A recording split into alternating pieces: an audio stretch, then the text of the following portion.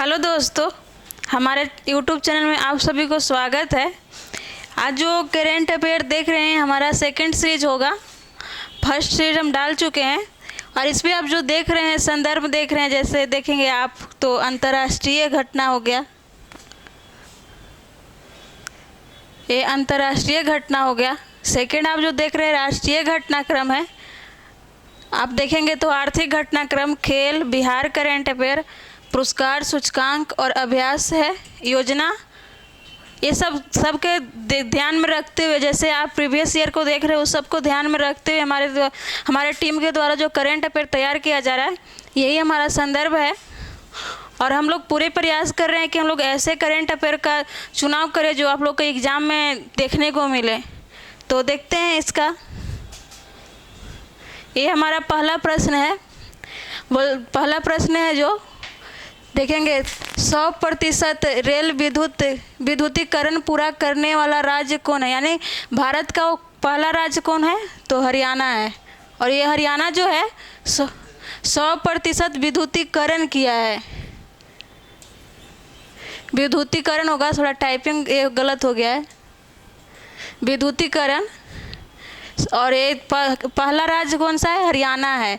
और हरियाणा के बारे में बात करें तो यहाँ पर इथेनॉल प्लांट दूसरा लगा है। पहला इथेनॉल प्लांट कहाँ है? पूर्णिया में है।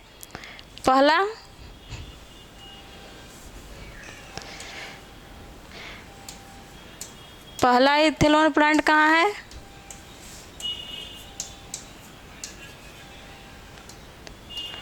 इथेनॉल प्लांट तो ये हमारे बिहार के पूर्णिया में है।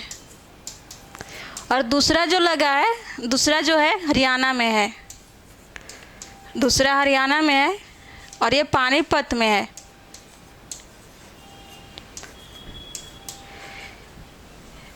अब हम अगला प्रश्न देखते हैं। हमारा पहला प्रश्न था, आप सेकंड प्रश्न देख रहे होंगे। हमारा सेकंड प्रश्न है, भारत का पहला अंतर्राष्ट्रीय मल्टी मॉडल लॉजिस्टिक पार्क कहाँ विकसित किया जाएगा? ये विकसित होगा, ये वाला होगा, ये बने बीच में फरा हुआ नहीं होगा। प्रश्न क्या है? भारत का पहला अंतर्राष्ट्रीय मल्टी मॉडल लॉजिस्टिक पार्क कहाँ विकसित किया जाएगा? तो इसका आंसर आप जो देख रहे हैं ये होगा कोझीकोड, असम में। और असम के एक और बात करें तो यहाँ पर आदिवासी संग्रहालय भी बनाया गया है। असम में क्या बनाया गया है? तो आदिवासी संग्रहालय, आदिवासी संग्रहालय भी बनाया गया है। असम में ये पहला राज्य है जहाँ आदिवासी संग्रहालय बनाया गया है। और असम जो है हमारे पूर्वोत्तर राज्य में और 7 सिस्टर्स राज्यों में गिना जाता है। इसकी सीमा 7 राज्य से लगता है, 7 राज्य से ये सीमा साझा करता है। अब हम सेकंड प्रश्न देखते हैं। हमारा सेकंड प्रश्न होगा, भारत का कौन सा राज्य जल बजट लाने वाला पहला राज्य बन गया है? भारत का कौन सा राज्य जल बजट लाने वाला पहला राज्य बन गया है? तो इसका आंसर आप देखेंगे तो केरल हो जाएगा। और केरल के बारे में अगर हम बात करें तो केरल पूरे भारत में यहाँ के लोग सबसे ज़्यादा पढ़े हुए हैं। साक्षर में बात करें,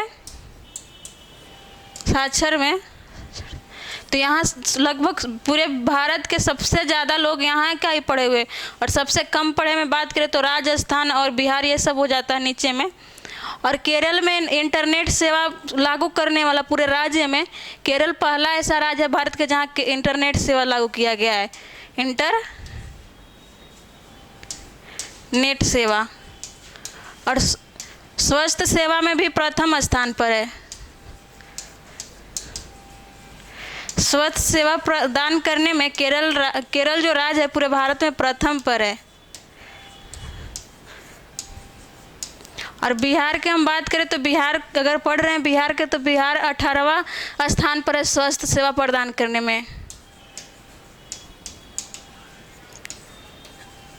स्वास्थ्य सेवा प्रदान करने में बिहार 18वां स्थान पर है। अब हम अगला प्रश्न देखते हैं। हमारा दूसरा प्रश्न था, तीसरा था, चौथा प्रश्न देखते हैं। चौथा प्रश्न जो आप देख रहे हैं, चौथा प्रश्न हमारा होगा, किस राज्य में समुद्र के नीचे सड़क सुरंग बनाए जाएंगे? तो इसका आंसर आप देखेंगे तो इसका आंसर क्या होगा? मुंबई होगा। और जल टैक्सी चलाने वाला राज्य कौन सा है? जल टैक्सी चलाने वाला राज्य कोचिंग है। केरल का जो राजधानी है कोचिंग है, सॉरी राजधानी नहीं है, शहर है। कोचिंग में जल टैक्सी चल रहा है। केरल का जल टैक्सी चलाने वाला पहला राज्य है जो केरल है। और केरल में कहाँ चल रहा है? तो कोचिंग में।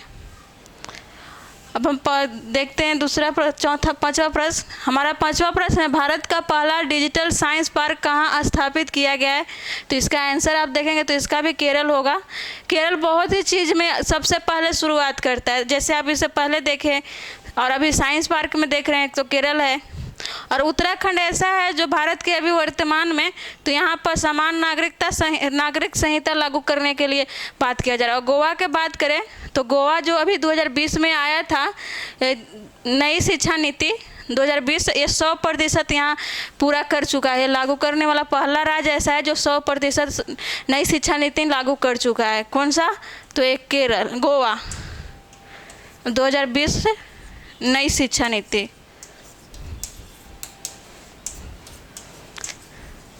नीति लागू करने वाला 100% हो गया है। कौन सा राज्य है? तो गोवा है। और ये बीपीएससी में एक पूछा हुआ था प्रश्न कि सबसे पहले कौन लागू किया था? तो सबसे पहले लागू किया था कर्नाटक नई शिक्षा नीति, उत्तराखंड लागू किया था। और कर्नाटक माध्यमिक तक ही लागू किया था, लेकिन ये पूरे जैसे बीए तक लागू करना है तो किया था उत्तराखंड। अगला प्रश्न देखते हैं। हमारा अगला प्रश्न है, बिहार के किस जिला में मछली रिसर्च सेंटर की स्थापना की जाएगी? तो इसका आंसर आप देखेंगे तो पटना हो जाएगा। और पटना के बात करें तो यहाँ डॉल्फिन रिसर्च सेंटर भी है, और ये पटना साइंस कॉलेज में ही है। पटना में डॉल्फिन रिसर्च सेंटर भी है और मछली रिसर्च सेंटर भी पटना में होगा। और बात करें तो यहाँ पर आपको बापू टावर भी का स्थापना किया गया है, गर्दनी बाग में पटना में। और पटना के और बात करें तो यहाँ पर आपको गेड़ा प्रजनन केंद्र भी प्रथम है पूरे बिहार का। और भागलपुर में डॉल्फिन अभयारण्य है। और राजगीर में प्रथम रोपवे का निर्माण किया गया है। राजगीर में प्रथम रोपवे का निर्माण किया गया है, प्रथम रोपवे। और दूसरा रोपवे कहाँ है? दूसरे होगा बांका में, बांका के मंदार पर्वत पर। अगला प्रश्न देखते हैं। अगला प्रश्न हमारे, शराब पर स्वस्थ चेतावनी लागू करने वाला पहला देश कौन सा है? प्रश्न क्या है? शराब पर स्वस्थ चेतावनी लागू करने वाला पहला देश कौन सा है? तो इसका आंसर आप देखेंगे तो आयरलैंड होगा। कौन होगा? आयरलैंड होगा। अगला प्रश्न देखते हैं। हमारा अगला प्रश्न जो है ये देखेंगे, किस आईआईटी में इजराइल और भारत ने जल प्रौद्योगिकी केंद्र स्थापित करने के लिए साझेदारी किया है? तो इसका आंसर आप देखेंगे तो इसका आंसर मद्रास हो जाएगा, आईआईटी मद्रास। और जो आईआईटी का रैंकिंग जारी किया जाता है भारत सरकार द्वारा, इसमें प्रथम पर भी मद्रास है। 2-3 साल से मद्रास प्रथम पर ही आ रहा है। और अगर हमारे द्वारा जो करंट अफेयर तैयार किया जा रहा है, ये न्यूज़पेपर के साथ साथ आपको कुछ योजना थी, जैसे मैगजीन हो जाएगा, प्रतियोगिता दर्पण हो जाएगा, प्रतियोगिता दर्पण और क्रॉनिकल। इसके अलावा अगर हम बात करें तो हमारे यहाँ थी कुरुक्षेत्र और योजना से भी तैयार किए जाते हैं करंट अफेयर। और ये हम लोग एग्ज़ाम देते हो तो हम लोग को समझ आता है कि कहाँ से पूछा जा रहा है, उसके ध्यान में ही रह के कराया जा रहा है। हम अगला प्रश्न देखते हैं।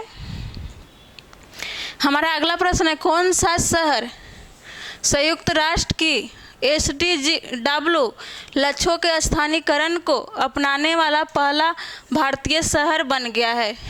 कौन सा शहर संयुक्त राज्य की SDG लक्ष्यों के स्थानीयकरण को अपनाने वाला पहला भारतीय शहर बन गया? तो इसका आंसर आप देखेंगे तो भोपाल है, और भोपाल मध्य प्रदेश का राजधानी है। और आप ये इंदौर देख रहे हैं तो ये स्वच्छता के क्षेत्र में इंदौर लगभग 3-4 साल से प्रथम स्थान पर है। अगला प्रश्न देखते हैं। हमारा अगला प्रश्न है, भारत ने किस देश के साथ 50 स्टार्टअप प्रोग्राम लॉन्च किया है? तो इसका आंसर आप जो देखेंगे तो ये बांग्लादेश है, और बांग्लादेश हमारे भारत के सबसे लंबी सीमा साझा करने वाला पड़ोसी देश है। बांग्लादेश हमारे भारत से सबसे लंबी सीमा साझा करने वाला पड़ोसी देश है। और भारत और बांग्लादेश के संबंध की बात करें तो ये लगभग 1971 से, जब से बांग्लादेश आज़ाद हुआ तब से, कब से?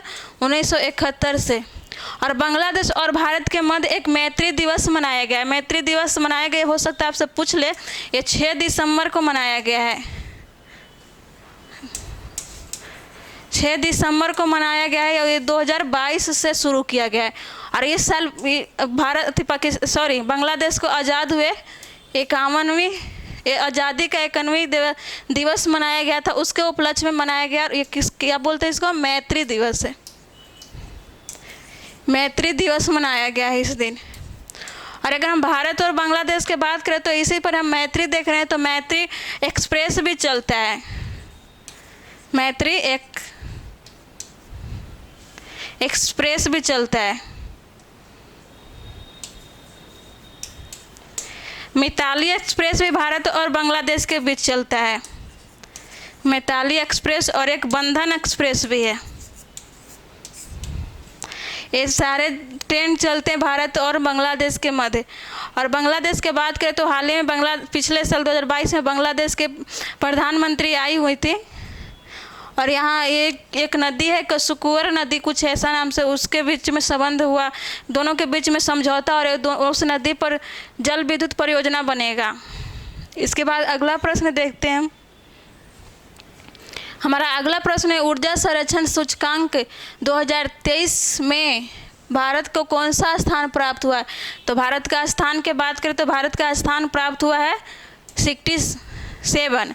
भारत कहाँ स्थान पर आया है? तो 67। और भारत बहुत ही ज़्यादा अपनी अर्थव्यवस्था और ऊर्जा के क्षेत्र में सुधार किया, इसके बाद ये 67 पाया। और प्रथम देश की बात करें, प्रथम देश ऊर्जा संरक्षण में, तो आपको हो जाएगा स्वीडन।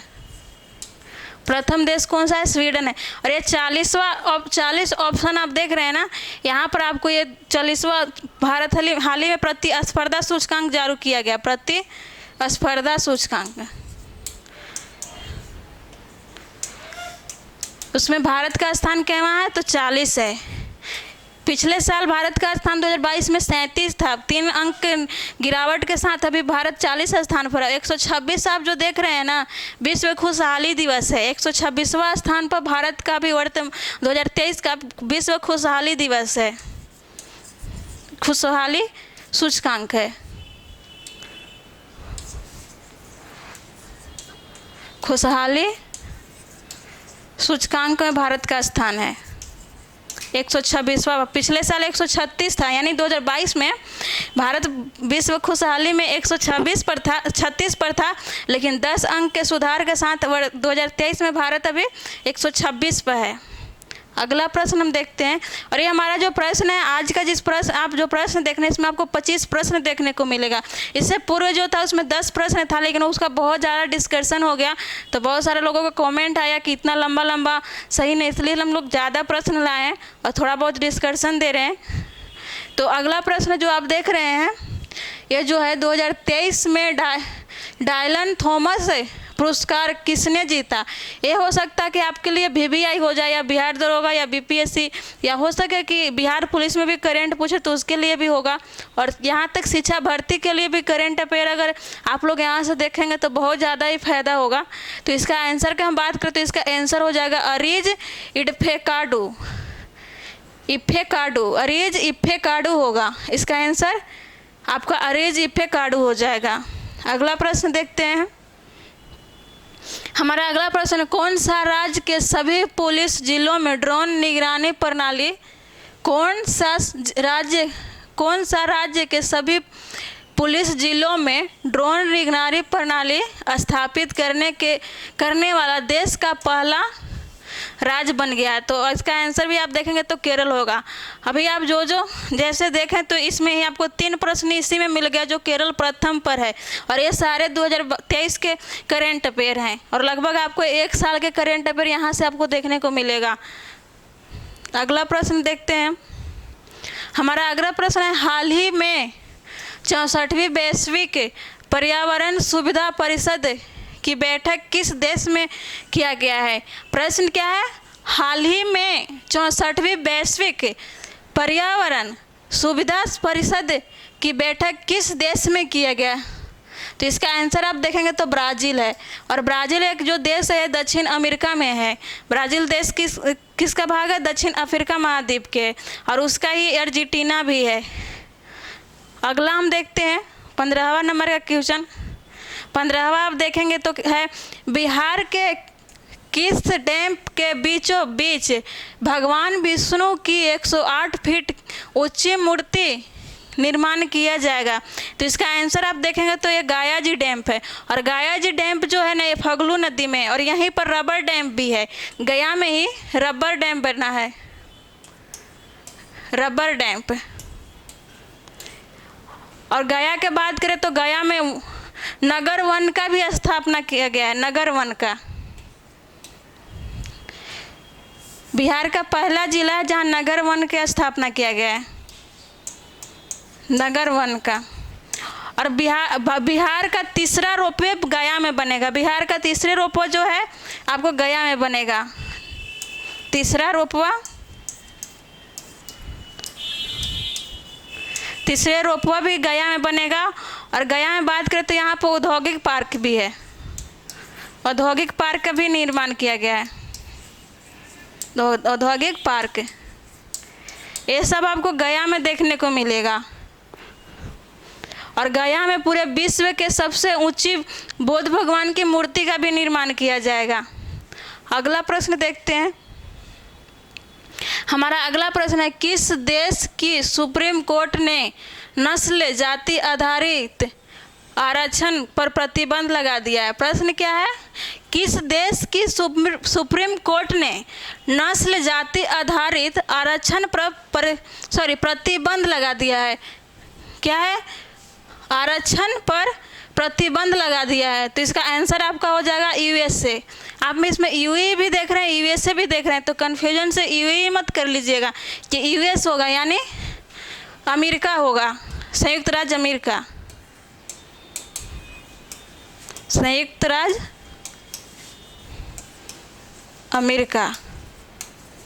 इसका आंसर संयुक्त राज्य अमेरिका यानी यूएसए होगा। अगला प्रश्न देखते हैं हम 17 नंबर का। तो हमारा 17 नंबर का जो प्रश्न है, विश्व बैंक ने भारत को कितने करोड़ डॉलर, ऐसे होगा, डॉलर के वित्त पोषण की मंजूरी दी है? प्रश्न क्या है? विश्व बैंक ने भारत को कितने करोड़ डॉलर के वित्त पोषण की मंजूरी दी है? तो इसका आप आंसर देखेंगे तो इसका हो जाएगा 150 करोड़ डॉलर। कितना होगा? 150 करोड़ डॉलर होगा। और किसके द्वारा भारत को मिला है? तो विश्व बैंक के द्वारा मिला है।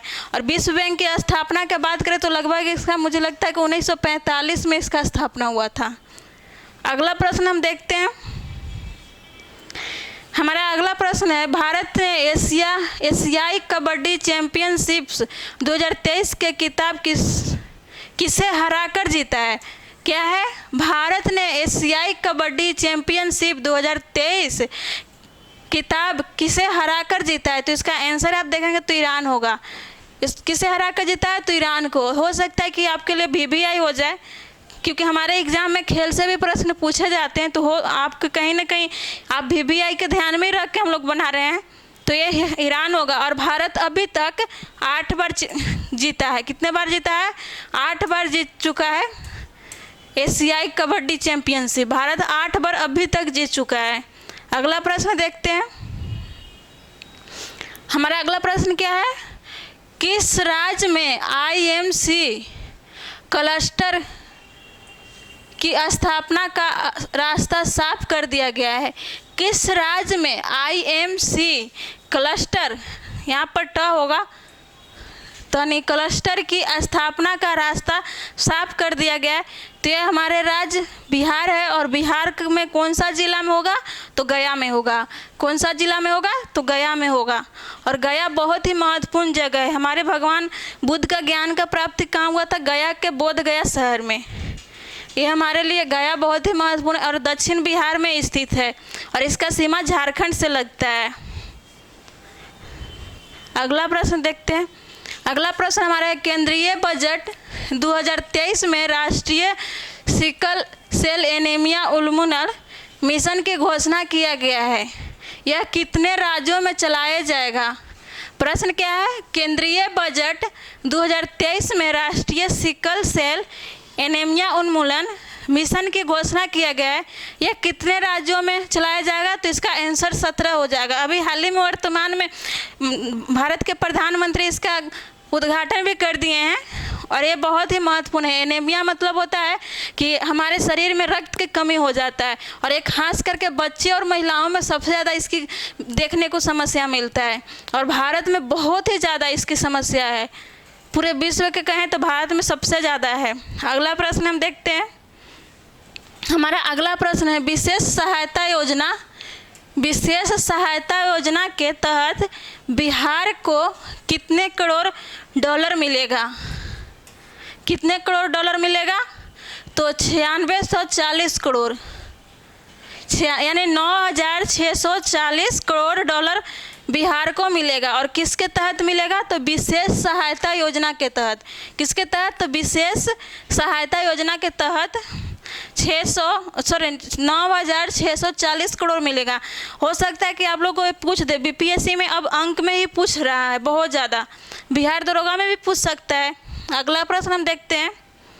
हमारा अगला प्रश्न है, भारत द्वारा हाथियों के आयात में, सॉरी हाथी नहीं है, हथियार है, मिस्टेक से हाथियों बोला गया।